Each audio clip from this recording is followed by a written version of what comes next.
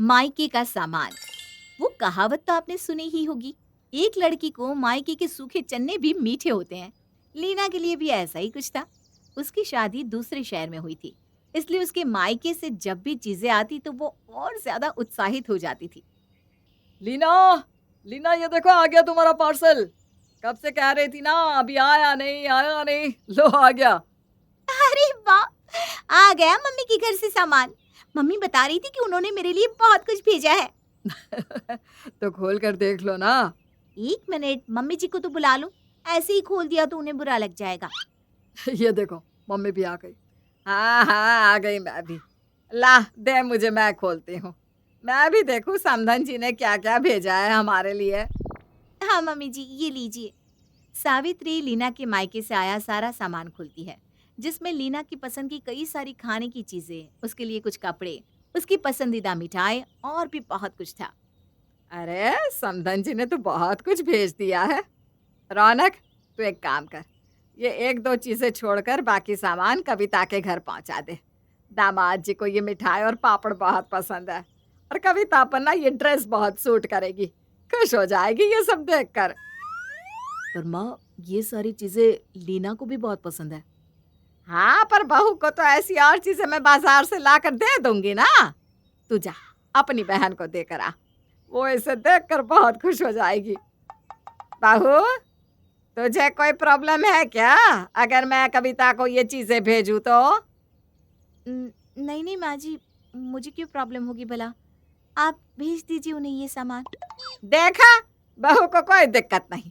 जा जल्दी कर, मैं कविता को फोन कर देती हूँ। सावित्री के पूछने पर लीना ने हाँ तो कह दिया। और भला वो करती भी क्या। सास के आगे कैसे कह सकती थी कि वो अपनी ननद को चीजें नहीं देना चाहती। उसे लगा ठीक है, इस बार वो भेज रही हैं तो कोई बात नहीं, पर इनका सिलसिला तो रुका ही नहीं। अरे लीना बहू, सुन तो जरा। जी मम्मी जी, कहिए।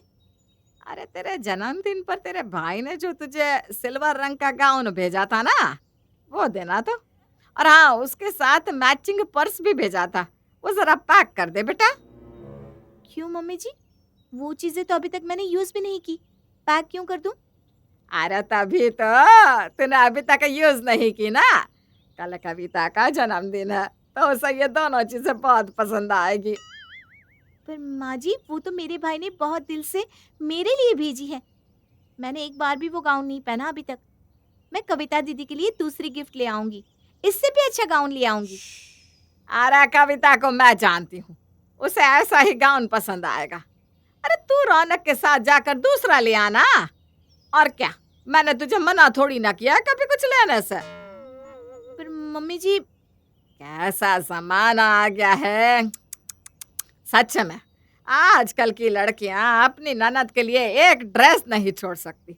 हम तो अपनी ननद के लिए जान देने को भी तैयार रहते थे। ऐसी बात नहीं है मम्मी जी। ठीक है, मैं अभी दोनों चीजें पैक कर देती हूँ। और हाँ, अच्छे से गिफ्ट रैप कर देना, ठीक है? जी मम्मी जी। लीना के घर से या कहीं से भी जब भी कोई सामान आता तो सावित्री को बस अपनी बेटी ही याद आ जाती थी, और वो सारा सामान उसे भिजवा देती, बिना ये सोचे कि लीना की भी कुछ ख्वाहिशें जुड़ी होंगी उस सामान से। और इस बार तो जब लीना की मौसी ने सामान भेजा तो कविता वहीं थी। ये मेरी मौसी ने दुबई से भेजे हैं कुछ गिफ्ट्स मम्मी जी। अरे वाह भाभी, दुबई का सामान, ये दिखने में ही बहुत सुंदर लग रहा है। अरे तुझे जो भी चाहिए ले ले बेटा, भाभी तुझे मना थोड़ी ना करेगी किसी भी चीज के लिए। क्या बहू? अ, हाँ, क्यों नहीं दीदी। थैंक यू भाभी। आपको पता है ना, मुझे बहुत शौक है बाहर की चीज़ें यूज़ करने का। मैं ना ये लिपस्टिक्स, ये परफ्यूम, ये चॉकलेट्स तो मेरे पति को बहुत ही पसंद है। और ये रिंग्स भी ले लेती हूँ। आपको पता है ना मुझे रिंग्स पहनने का कितना शौक है। हाँ हाँ दीदी, ये चॉकलेट्स ना रौनक को भी बहुत पसंद है। अगर आप थोड़े रख देते तो।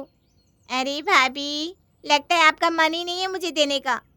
ये तो माँ ने मुझे फोर्स किया इसलिए मैंने ले लिया। ये लीजिए, आप रखिए अपना सामान।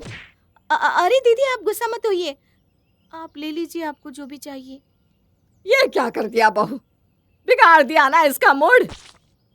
तू ये सब छोड़, मैं तुझे बाजार से नया सामान ले देती हूँ बेटा, तू चल। सावित्री अपनी बेटी कविता को बाजार ले जाती है और सब कुछ उसकी पसंद का लेकर देती है। कविता का चेहरा जैसे खिलसा गया था। वो सब कुछ देखकर बहुत ज्यादा खुश थी। माँ, आज तो मैं बहुत ज्यादा खुश हूँ। Thank you. अरे पागल, माँ को भी कभी कोई थैंक यू बोलता है क्या? चलो माँ, अभी मैं चलती हूँ। आज मेरे ननद खाने पर आने वाली है, उसकी तैयारी भी करनी है। ठीक है बेटा, अपना ध्यान रखना और आते रहना मिलने। हाँ माँ। कविता खुशी खुशी अपने घर चली जाती है और सावित्री भी चैन की नींद सोती है, क्योंकि उसकी बेटी इतनी खुश थी। कुछ दिन यूं ही बीत जाते हैं और आज होली पर लीना के घर से कुछ मिठाइयाँ और रंग आते हैं। इस बार लीना बिना मुंह फुलाए अपनी सास के पास जाती है और कहती है, मम्मी जी, ये लीजिए, ये सब सामान कविता दीदी के लिए रख लीजिए। आज वो होली खेलने आने वाली है ना, तो उन्हें दे दीजिएगा। अरे वाह बहू, ये हुई ना बात। तभी पीछे से कविता आती है। नहीं माँ, ये कोई बात नहीं हुई। अरे क्या हुआ बेटा, तू ऐसा क्यों कह रही है? मैं सही कह रही हूँ माँ। ये मुझे उस दिन समझ में आया जब मेरे साथ भी ऐसा ही हुआ। उस दिन तुमने मुझे जो सामान लेकर दिया था ना, उसे जब मैं घर लेकर गई तो मेरी सास ने सब कुछ मेरी ननद को दे दिया। तब मुझे समझ में आया कि तुम भी तो भाभी के साथ यही करती आई हो। भाभी को कितना दुख होता होगा जब उन्हें अपने मायके की चीज छूने भी नहीं मिलती होगी। मायके का सामान सिर्फ सामान नहीं, यादें होती है, खुशी होती है, एक एहसास होता है। और जब उसे हमसे छीन लिया जाता है तो कितना दुख होता है, ये उस दिन मुझे समझ में आ गया। आई एम रियली सॉरी भाभी। अरे दीदी, ऐसा मत कहिए प्लीज। कविता सही कह रही है, बिल्कुल इसमें गलती हमारी भी है। हम सासों को बेटियां तो याद आ जाती है, लेकिन बहू भी किसी की बेटी है, ये हम भूल जाती हैं। मैं भी तुझसे माफी मांगती हूँ बहू।